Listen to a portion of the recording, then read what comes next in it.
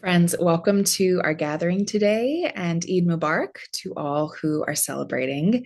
My name is Mallory Wyckoff. I serve as Associate Director of Philanthropy Communications with Search for Common Ground, and I'm delighted that you're here with us today. Thank you for being here. For those of you joining who might be less familiar with Search, maybe this is one of your first touch points with us, welcome. It might be helpful to know that we are the world's largest peacebuilding organization, working to transform the way that the world deals with conflict. Our incredible teams are doing that very work across the globe, and you'll get to hear from some of them today. In fact, I was just sharing with one of these colleagues recently about how anytime I am tempted to despair in the face of so very many challenges in the world, that's countered within me by the awareness that peace builders like her exist in the world. She and my other colleagues who you'll get to hear from today embody the very best of humanity. They don't merely hope for peace, but they build it. Today, you will have the opportunity to get to hear from them, to hear about this hope in action, these stories from Frontlines about communities who, in the face of really enormous and varied challenges, have resisted violence, have disrupted hateful narratives, and have chosen peace. And honestly, I am as eager to hear these stories today as I imagine that you might be. So, here to share these glimpses of hope in action with us are several of my colleagues who I'll introduce one at a time as they share. But before I do, I want to make sure to let those of you who are joining us today know that you have the opportunity to submit your own questions to our panelists. You can do so through the chat. You'll see the instructions listed there in a moment. And in a little while, we will transition to responding to those questions. So, feel free to send those in at any time throughout our event, and we'll get to those a little bit later. All right.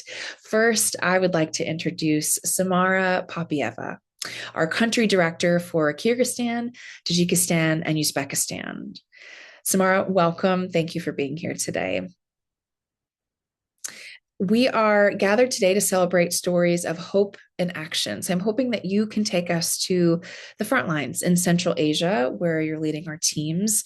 Tell us about maybe an important initiative that your team has invested in amid some really significant funding challenges throughout the last year and this year.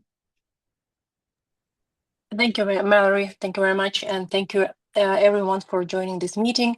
I'm really honored to present you a bit of, small part of our work.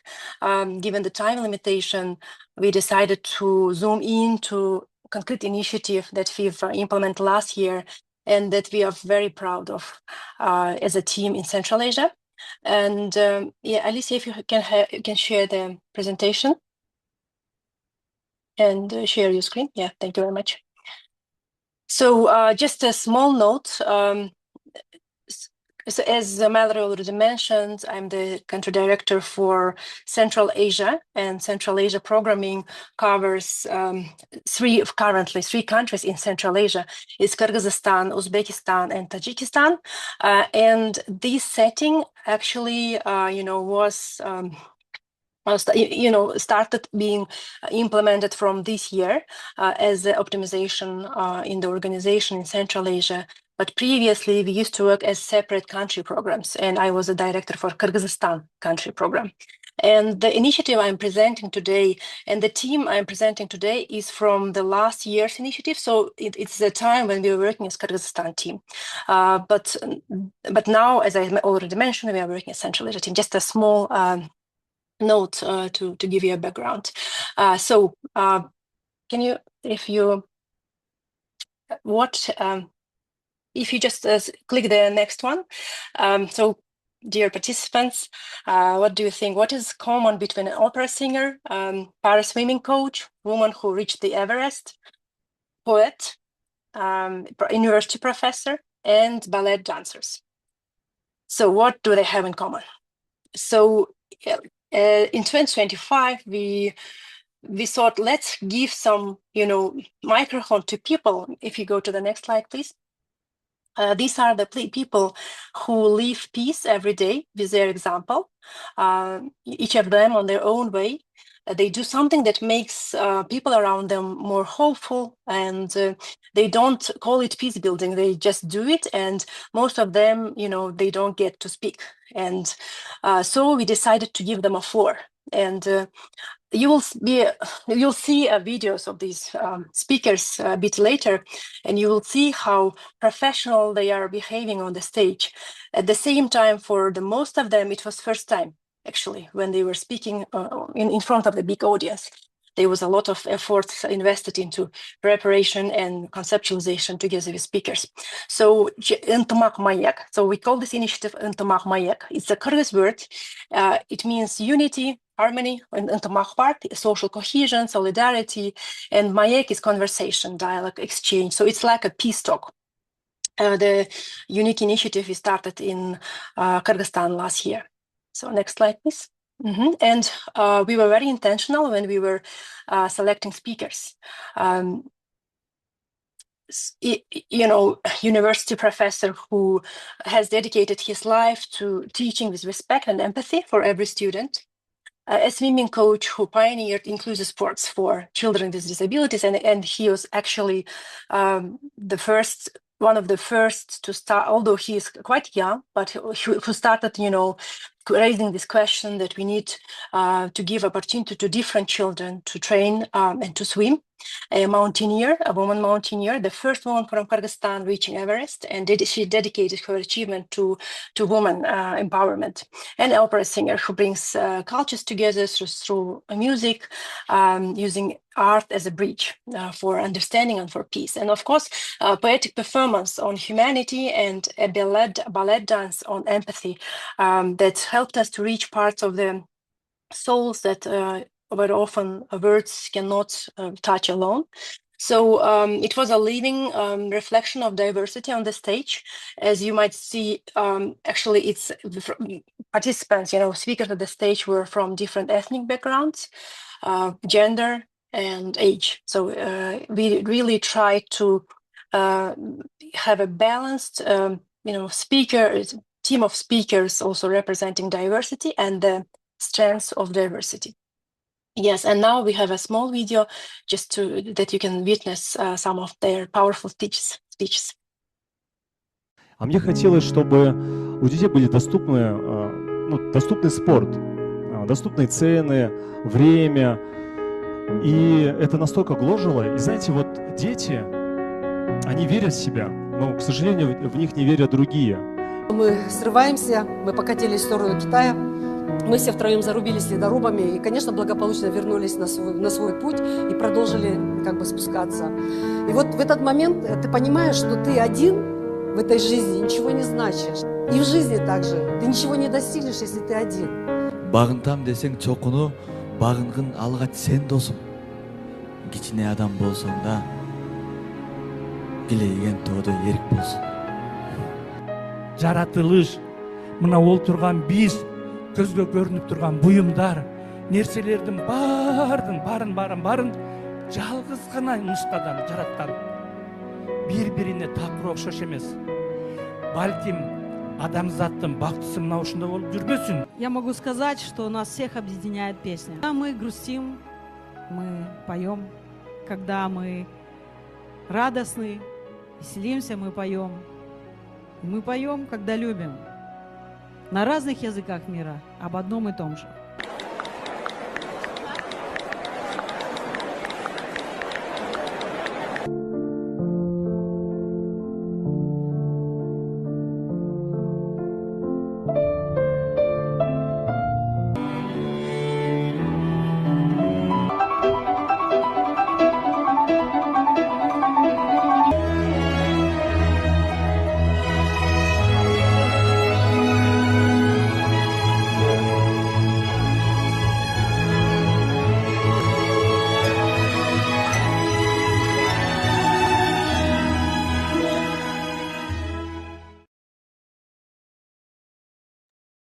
Thank you very much. Next slide, please.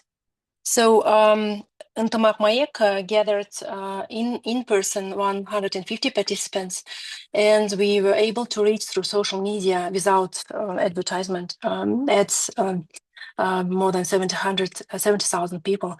And we received so much feedback that how touching it was, how transformative the event was, and that we should promote peace building through such stories instead of some, not instead actually, but not only having sometimes maybe trainings or events, meetings, discussions, but just, touching our very deep parts of our soul, which speaks about kindness, humanity, empathy, and peace. Next one, please.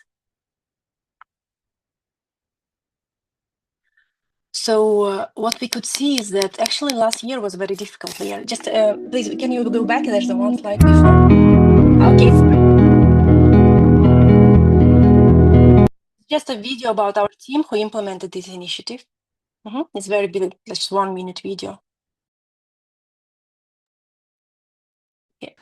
Can you go back to the video, please? Yes. Yes. So they gave hope. These speakers, they gave hope to the people in the room. And the same slide, please. But just can you click the next to that next word will come up? No. About the hope. Yeah, to the people in the room. But honestly speaking, we also needed as much, the hope as much as anyone in that room. So yeah, we left inspired. And if you click one more time, there's a photo. Yeah, thank you very much. And as I was just mentioning, that 2025 was a special year for us in our professional lives.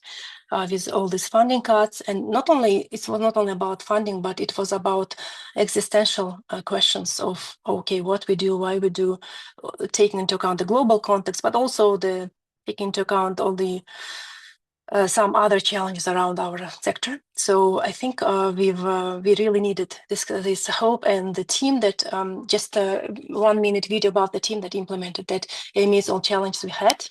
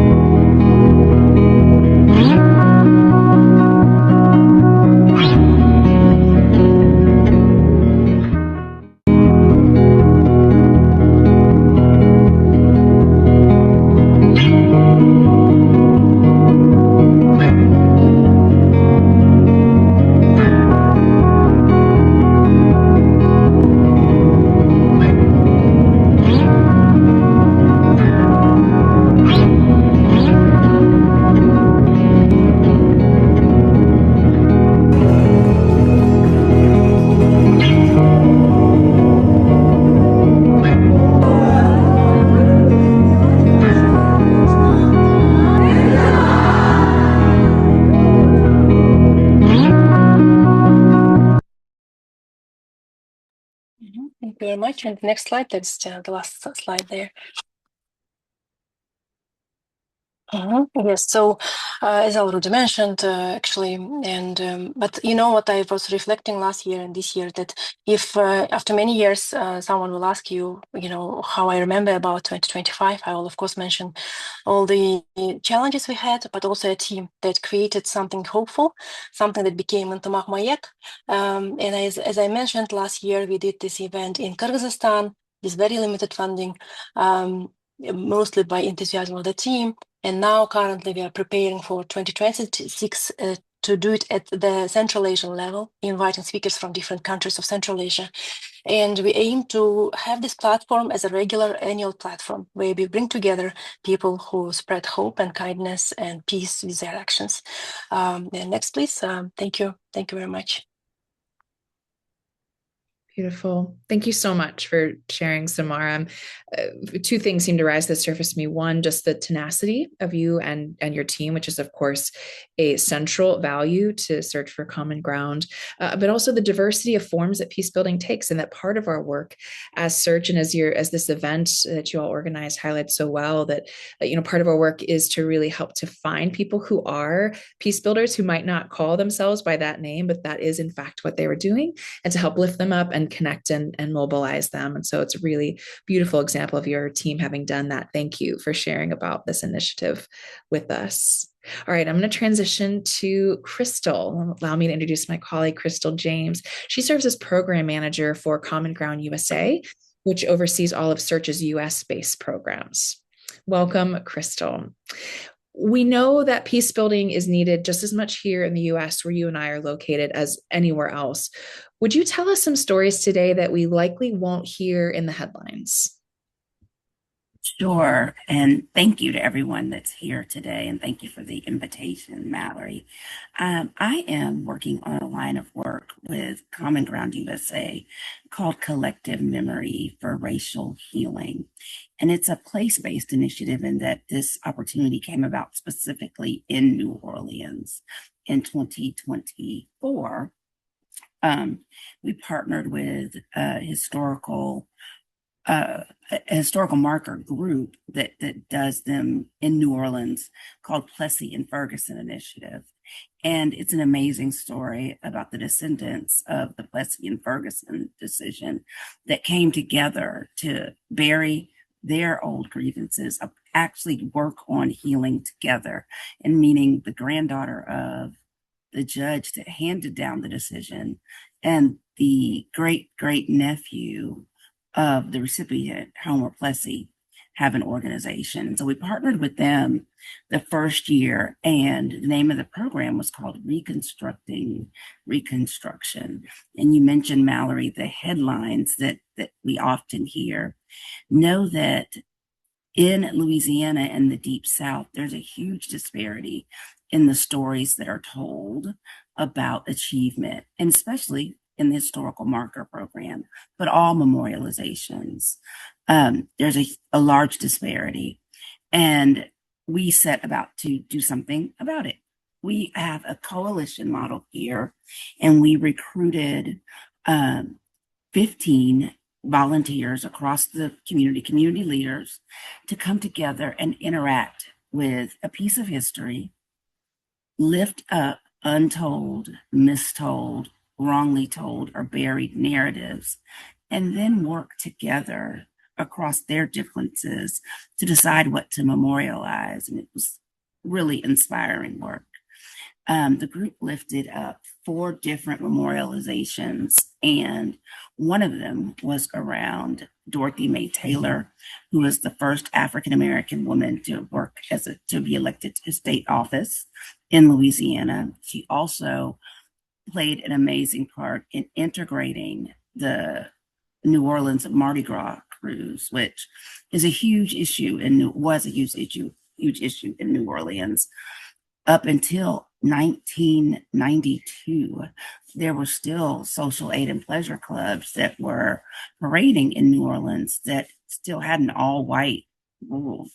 And she was so innovative in that she came up with a city ordinance that said if you were receiving tax dollars and a permit to parade on public streets, then you have to be open to all members. And so she had never been recognized, and a lot of people didn't know the story about her. The second one was a mural depicting the 1868 Reconstruction Constitutional Convention, which bears relevance today. I'll come back to that. But it's the mural that depicts a time in New Orleans where African Americans were not only elected to statewide office, but we had a U.S. senator, a Black governor, to which to date that has not been repeated. And I don't know if you've seen the headlines, but Louisiana just made the news again for gutting the Voting Rights Act in the face of what's going on with leadership changes.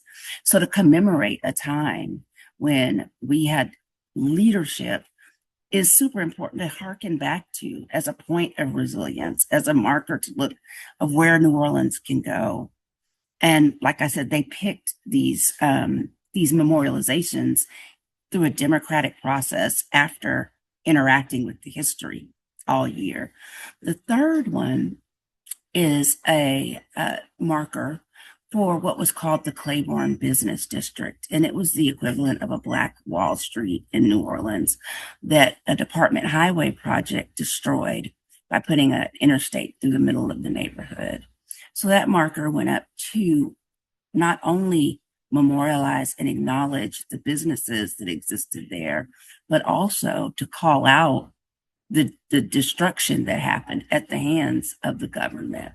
And that was the third project. And the last one was updating some civil rights plaques in A.P. Turow Memorial Park. Well, that cohort ended in early 2025, and we began our second cohort and decided to interact with a different piece of history. This year, the cohort is focusing on the histories of three different regions. New Orleans is a city of neighborhoods with very strong identities. And we picked three to concentrate on. One is the East, New Orleans East area. The second one is the river parishes. And the third one is the historic 6th and 7th Ward. And again, the idea is that bringing in people across difference to interact with history and then do the shared work of deciding what to remember is powerful. And when trying to think of a story that demonstrates the power of the collective or the power of these coalitions, I just mentioned that the state legislature just met and is redistricting Louisiana in ways that are harmful to minority communities. Additionally, we've had the same issues around ICE being in the city. We also have a city facing a huge budget shortfall, and we have a governor who canceled our House election. And in the face of all that, this was all in about a week and a half time period that all this bad news was coming out. We had a cohort meeting scheduled where they were supposed to be working on their projects. And instead, we made the decision to hold space for one another in that moment and to come together and talk about what's happening. And what was beautiful to me to see was that the members of this cohort has been meeting since August, found not just common ground, but a safe harbor to discuss how they were feeling about the events because of the rapport that was built. As a matter of fact, a few people made even what may have been considered missteps in communication. Some people were angry, others disappointed, others were disappointed in the other people. But the dialogue that happened came about because of the safety that they had with one another. And I think that's where peace building starts, because where conflict could have been was replaced with curiosity, questioning, empathy, and that's because of the relationships that were built. And it could have gone very differently. We have whole of society in this current cohort, age diversity, racial diversity, areas of the city are all represented. So they don't always have the same opinions or the same take on things. But the commitment is to come together and discuss and work out. And again, they'll be picking, they've been divided up into groups now, 3 project groups, and they will once again have a budget to lift up memorializations. And they have found some amazing stories. The group that is doing the river parishes found a history of midwifery that they are going to recognize through a mural out in the river parishes.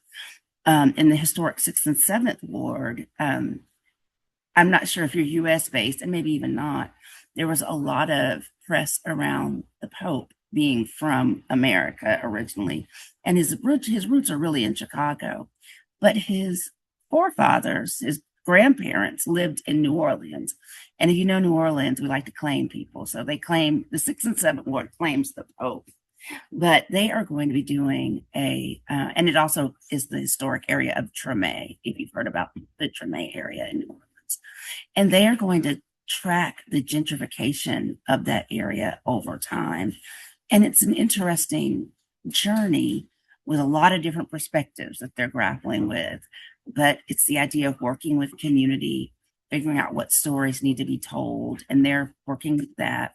And then New Orleans East is an area that used to be very prominent and has gone downhill economically along with that, a lot of people have left the neighborhood, but there's still a core group of people who want the history told. And the area actually reinvigorated. And there was one landmark that everyone knows called the Lake Forest Plaza Mall. And so this group has come up with a project called You Had to Be There. And it's a love letter to the mall. And they have found people that worked in the mall in the 20 years it existed, people who owned businesses in that mall, people who shopped there. There's an elected representative who met the love of his life at the ice skating rink. And so there's stories of that culture. And all of this is toward telling these stories in order to lift up the resilience that's here, to lift up the achievement that's here, and also to talk about the trauma that has existed. And New Orleans has all of it. We are continuing the work, and I will stop there. Crystal, what you've helped illustrate so clearly are a couple of things. There's so much, but a couple that I'll name here. One, that in order to build forward differently, to build a different world that we long to see, we have to take seriously what has been and be really honest about the past. And as part of that, which is what you described here and is also true of our work across the world, is that we bring together these unlikely coalitions of folks who might not otherwise have a chance to come together, bring their respective identities and perspectives and demographics, etc., and bringing their identities and insights to bear on shared work together to build peace, which is so powerful. Thank you for bringing some of those stories to life for us, for the work that you're doing here in the U.S. Really, really grateful. Sure. All right, Brian, I want to transition to you now. Let me introduce to everybody Brian Wiener, who serves as Senior Regional Program Manager for West Africa. Brian, we've just been in the United States. Now I want you to bring us to the front lines in West Africa. What has peace building looked like in this region over the last year or so? Thank you, Mallory, and thank you, everyone. Nice to meet you all.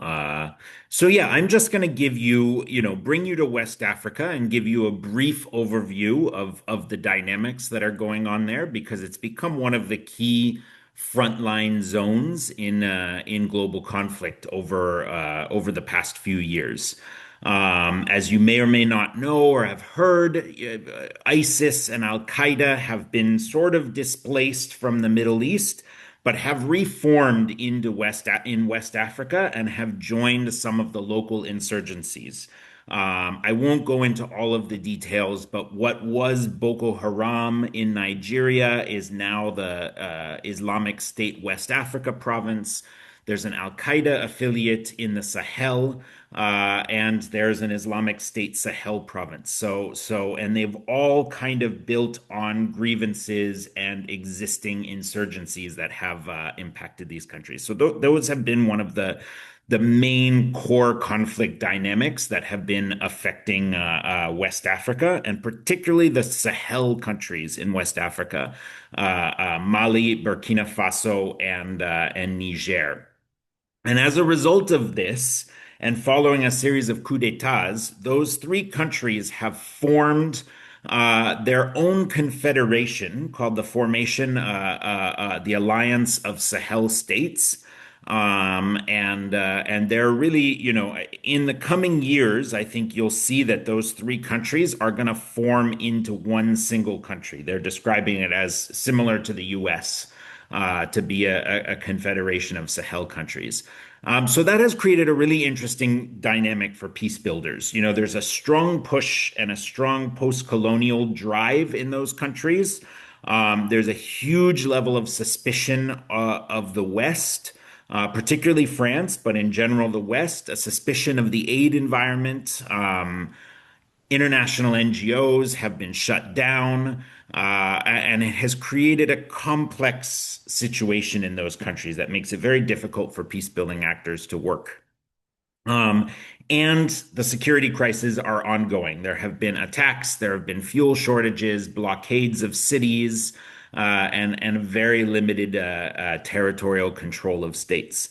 So that's one of the core dynamics happening in the Sahel. That has spilled over into coastal West Africa as well. And while they have been less affected, particularly some countries such as Benin and Togo have been deeply affected in the northern regions of those countries bordering the Sahel. And then you have Nigeria, and my colleague's going to speak more about Nigeria, but there's been a very complex set of dynamics in Nigeria. Governance problems, political challenges, farmer-herder conflict, religious conflict, although, and I'm sure those who've been following the news have followed how the current administration has really jumped on the religious conflict narrative and the narrative of Christian genocide. But what we've actually found on the ground is that while that's is happening, of course, it's really far more complex and is far from the truth on that. So what is Search doing? How are we addressing this? We've got a lot of different projects that we have going on in the region. One of our key projects is on digital peace building. So we have trained and formed a group of what we call cyber guardians, who are online or micro influencers and online community and peace ambassadors that have worked to address some of the fake news and rumors that have come out, as well as to reduce the influence of some of these extremist groups and influence digital policy. We've done digital peace building across West Africa, but very particularly in the Sahel countries, where there is this complex dynamic with the government.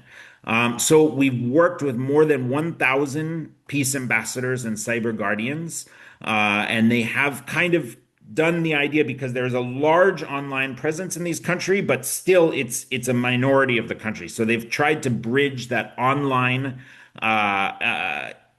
rumor mill and misinformation mill with offline community-based initiatives. And they've succeeded in neutralizing 268 rumors across the region, by taking an online rumor, addressing it, and stopping it.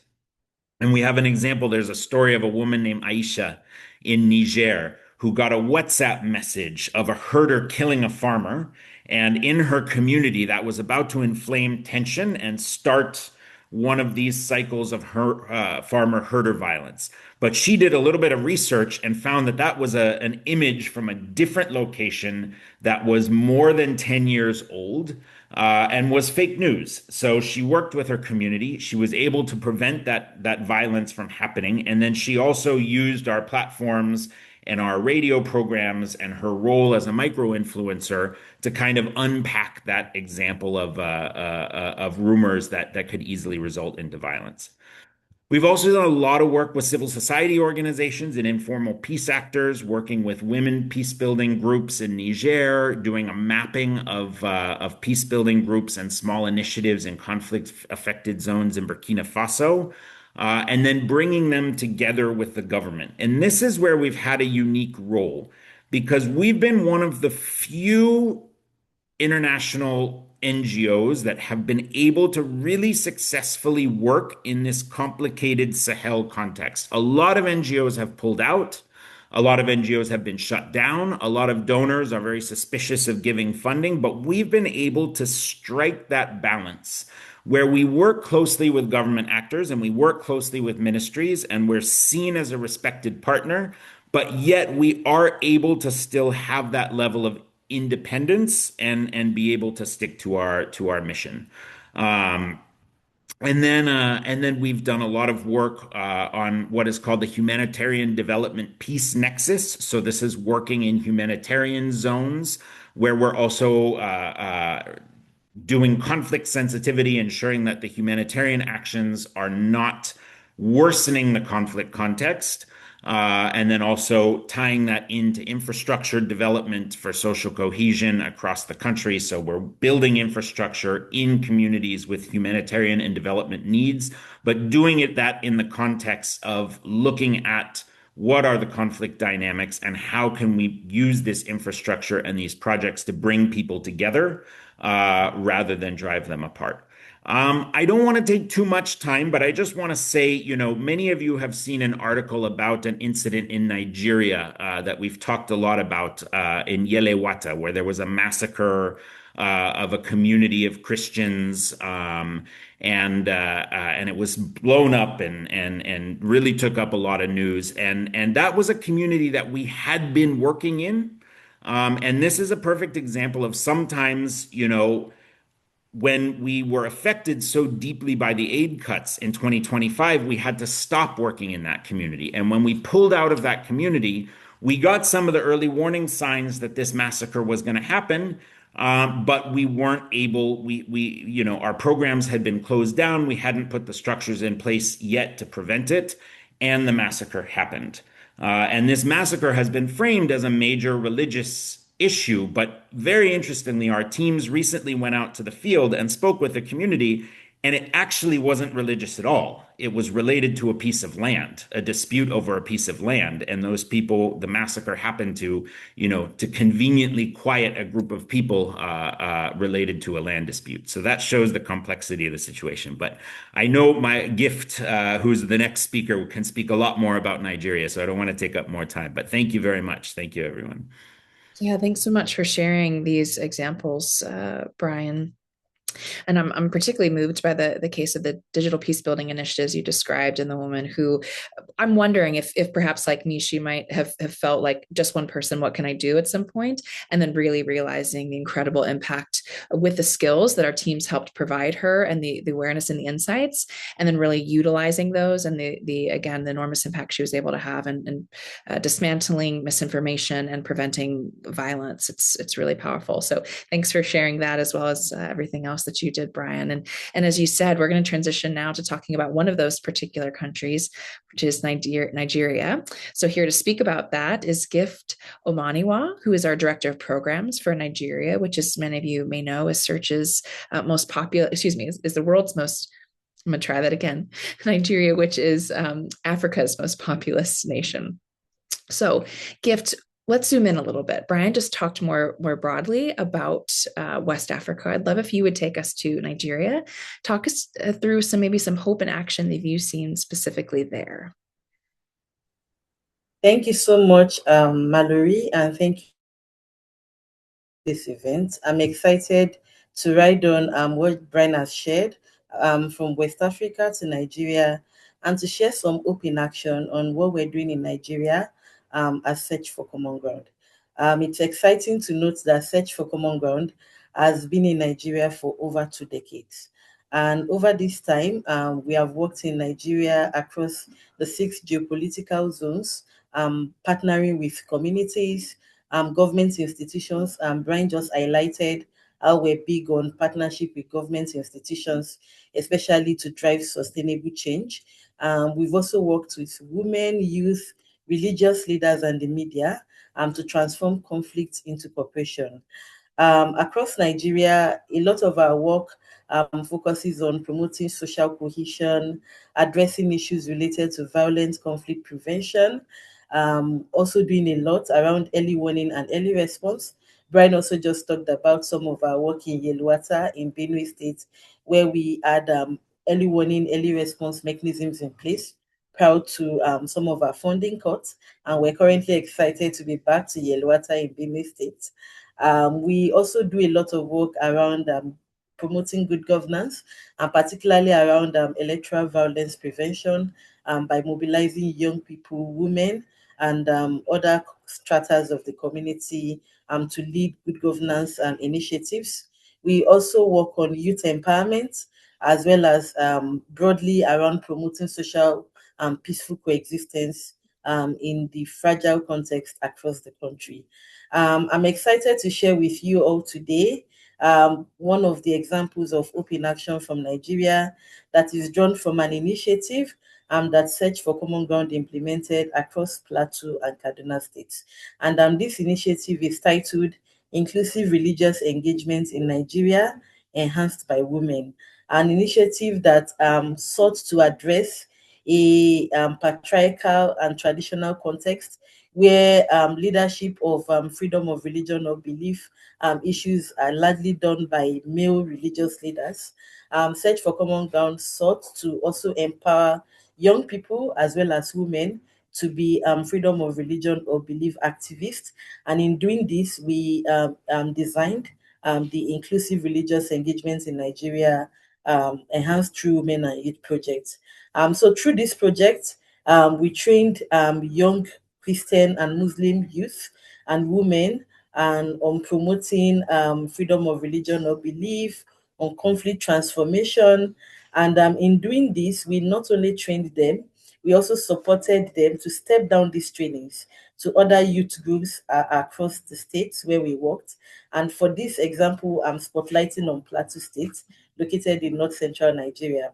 So in this area, we trained the young people, and they also in turn were supported to lead step down initiatives that also trained other young people within their localities.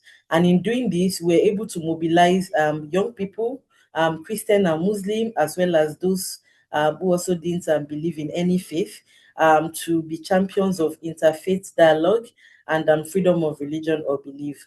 And interestingly, for us, what started as a project cohort evolved into a platform that was recognized and inaugurated by the state governor, a platform which is called the Plateau Youth Interfaith Forum, a forum that the young people themselves advocated for during their interfaith dialogues when they had the opportunity to meet with state government officials, and which was inaugurated by the state government. And after our initiative ended, is currently being sustained by the state government. And for us, we're excited to share that through this forum, we now see young people in Plateau State serving as the bridge between communities as well as the government, where particularly the forum plays an advisory role to the state government on issues related to young people and promoting freedom of religion or belief. And this is very important for us in terms of sustaining interfaith engagement beyond the life of the project. And seeing these young people evolve for us was exciting. And I'd like to share an example of one of the actions that these young people took, which showed us that young people were actually leading the process. Where in Plateau State, like Brian mentioned earlier, governance issues exist in Nigeria. And to address these governance issues, we had a protest that was focused on ending bad governance. And we had young people, male, female, Christians, Muslims, and of other faiths attend and be part of this protest. And when it was time for prayers, we found that while the Muslim youths wanted to pray, the Christian youths formed a protective circle around them, where they ensured that no harm, because if you're familiar with the terrain in Nigeria, you find that during these times, you find the police wanting to harass the civilians. And then the Christian youths formed a protective circle, like you find in this image, around the Muslim youths while they were praying. And the Muslims also did the same vis-a-vis for the Christians. And for us, this is evident that when young people are empowered with trust, dialogue, and shared purpose, they can become protectors of one another rather than adversaries. And we're excited to share this because this is the kind of peace infrastructure that Search for Common Ground is committed to building in Nigeria and across the globe. Thank you so much. Thank you, Gift. What a powerful story to end on. I know we hear too often stories where tensions are inflamed along ethnic or religious lines or wherever there are measurable differences with people, and so to hear ways that not only what brought people together, but also to serve as means of protecting one another's dignity and safety is really quite powerful. Thank you for sharing that story. Lastly, I want to transition to my colleague Adrienne Lemon, who serves as Senior Director of Impact for Search. So Adrienne, we've just heard a number of different stories from the front lines across the globe. And I'm curious, as powerful as these stories can be, I know that they're really tricky to measure, but a key part of your work is actually measuring peace and measuring Search's impact. How do you do that? Hi, everyone, and thank you, Mallory, for the question. You said something earlier that I think is what we'd love to be able to measure all the time, everywhere. And you said, I'm just one person, what can I do? And so this has really been the ethos behind how we measure peace and conflict dynamics, and we measure our progress and our impact. And I think what you see is with the stories and the experience that Samara, Brian, Crystal, and Gift have all shared, the conflicts aren't the same, the challenges aren't the same. They're actually really diverse, but there is a process. There is an opportunity that every one of these people have talked about, finding an opportunity in the midst of deep challenges, finding the right people to create a change that's significant, that you can invest in, and then understanding what can come from that, tracking and sort of following what comes from that when you invest in the right people, the right opportunities at the right time. And so each place that we work, we look at those elements. And then we also look at sort of what comes out of that. And what's been really interesting from my perspective is to see that when you invest in people, and you take this approach of not looking at a conflict as something insurmountable and something that we can't do anything about or that we have no power over, but you find opportunity and you find the right groups of people and you do the work with them and you kind of create that investment, we can track that and we can see what comes next. And so not only do people come together, sometimes for the first time ever, to have tough conversations, not only do they commit to sometimes trainings or sometimes events that can really create space for new possibilities. But what comes out of that consistently, as we've measured over time, is a change in the conflict dynamics themselves. That can often start small and it can grow to, multiple communities or states even. So the approach that we take to create some consistency across all of these really different conflicts is that we look at five sort of main elements. So I mentioned the investment that we're making. We look at that investment and we look at how does it grow or shrink over time. But we also look at, is trust in our institutions growing or receding? What's happening there and why and how is that changing? What have we managed to change in our own programming and our own initiatives? We also look at how trust across communities and across groups of people changes. So what Crystal was mentioning is actually a great example of this. Doing the work of dialogue is really hard work. It doesn't start automatically as an increase in trust or finding new solutions, but can you grow that? And then does that have a ripple effect? When the right people change, their own trust dynamics, does that open up new possibilities for trust to change across a broader group of people or a broader society? We also look at the level of agency that people have and feel. So what kind of actions do they take and how do they perceive their own power in a society? I think that Brian's example, particularly around groups like ISIS or Boko Haram previously, you know, the level of agency that people feel is a huge marker for whether they are interested to find other avenues to participate in. So if they don't feel they have agency in a society, then they'll find agency outside of that society. And we've seen that time and time again.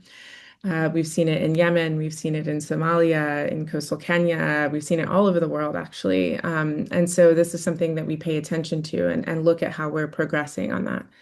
And then last, I mean, we really hope that violence and people's experience with violence decreases.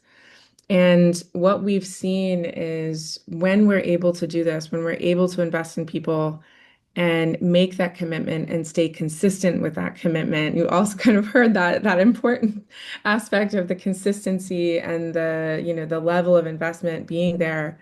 But when we're able to do it well, we actually do see changes in violence. We've seen it and been able to measure it in places like Israel and Palestine, in places like Sudan, where active war was breaking out. And so these changes that we see are consistent and things that we try to pay attention to across. And then we try to understand, well, how is that changing for people themselves? And so what I also love is that while we have a little bit of a consistency, we're able to see what that then comes to life as in a memorialization project in New Orleans versus, working with young people in Nigeria.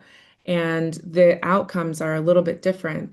But actually, the base we can really see how the conflict dynamics change in real time. So that's a bit about how we go about this and how we've been able to bring all of these really different and diverse experiences together across a really wide group of peace builders and partners and leaders across the world.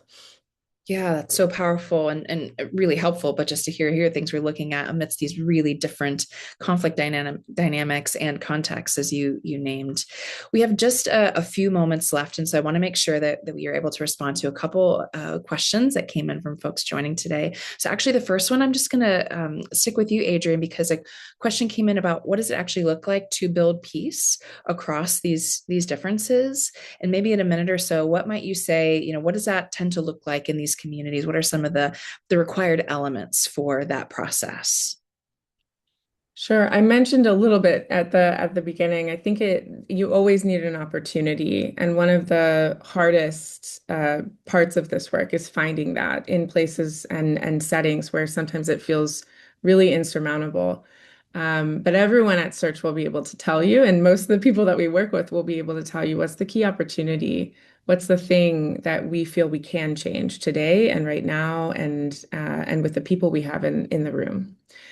You also need a group of people that represent, and I think you've heard this across everyone, a real diversity of experience and perspective in a specific setting. So I could, decide that I want to fix a conflict in the US, but if I do it with me and my 5 friends who all have the same perspective as me, my impact is quite limited. And so a lot of the work there is about not only identifying the right groups of people, but also building the trust and taking the time to create confidence that change is possible and that each of those people should be and will be part of that change. So I think even Samara's example of, really, really diverse groups of actors, and she said, what do they all have in common? Right. And you could say nothing, but that diversity is actually a really core and very important part of finding what kind of opportunities are possible. And then that's where it starts to get really different. So you hear people talk about dialogue, you hear people talk about engagement with government, you hear people talk about events that are celebratory, right? Just to reframe and sort of reimagine what's possible. That is where it starts to become really different. Where it comes back together is as we're looking at what have we been able to change or what do we want to do next. There's always that sort of look at like, where's the progress? Have we changed the conflict dynamics or not? And if not, what do we need to do differently? And if we have, what do we do next? How do we grow it? How do we scale it? So these are the kinds of elements. I don't want to be too long, but I think that's the thread that actually every single one of these people on the call has sort of outlined. Yeah, really helpful. Thanks, Adrian. Very quickly, Crystal, would you share how many folks were involved in the cohort and maybe a group size that you feel like works well that you've seen? If you just briefly share that with us. We had a question come in. Sure. We found our sweet spot to be between 15 and 20. And just to give you a little bit about our funnel, it was more of an ask and selection model, the first cohort. The second one, we announced that we were doing our second one. We had over 100 applications. And then we did short little chat interviews just to determine who people were and to make sure we got the diversity. But as far as working groups go, 15 to 20 is about as large as we think it should be. But definitely needs to be over 10 because we're trying to get different perspectives in the room. So this last one we started, I made offers to 23, I believe, and some didn't matriculate at all. I had a couple that had to drop out, and we divided into our project groups. They were right at 17 in now. So that's about the right spot for a group that's going to work together and be able to commit. And someone said, yeah, finding that opportunity, it's really, it's been amazing to see how well this has taken hold in New Orleans, that people really want to do this work.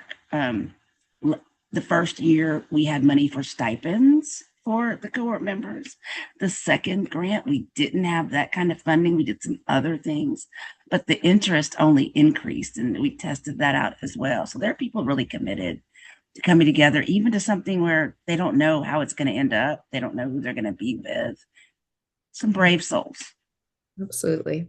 Thanks, Crystal. Well, we've had a few other questions come in that unfortunately we're not going to have time to respond to today. However, we will work to follow up. You also see a note in the thread there about ways that you can continue to engage with us. But thanks for submitting the questions, and many thanks to Samara, Crystal, Brian, Gift, and Adrian for all the insights, the stories that you have shared with us today. I've got just a few closing thoughts before I send you on your way today. You've heard some powerful, really compelling stories of hope in action today. I want to offer each of you joining a few ways you can continue to engage in and support the type of work that you heard about today. The first is financially investing in our teams. You have glimpsed the kind of work that our teams do today, the kind of people who are doing that work. And on our Ways to Give page on our website, which is linked in the chat, you can find it on the QR code, you'll see a number of different ways that you can financially support these teams, helping to ensure that when there's an opportunity for them to come alongside a community in conflict to build peace, they have the resources needed to do just that. So I hope that if you're able, you will consider investing in peace today, fueling even more stories of hope in action that we can continue to celebrate over time. Another way that you can continue to engage and support is by visiting our Love Anyway shop. Every purchase in this shop helps to fund the kind of work that you heard described today. If you've never visited, now's a really great time to do so, because it's a very small thank you a way to say thank you for sharing your time with us today. You can receive 20% off of your next purchase there using the code HOPE20. You'll see on the screen. Follow the link in the chat. It's going to take you directly to the shop. You can find beautiful artisan-made items that are helping to empower individuals and communities experiencing conflict, as well as some gorgeous pieces to help you really wear your values and commitment to peace. As I said, each purchase in the shop is an investment in peace, funds the work. So take a look, use the code at checkout for 20% off of your purchase. Final way you can support our work is by helping to amplify it. If you don't already follow us on social media, take a moment to find the different pages where we're sharing thoughtful reflections, insights on current events, as well as stories about impact like some of the ones that you've heard today. As you likely know, really resharing these posts is a powerful way to help other people discover Search's work.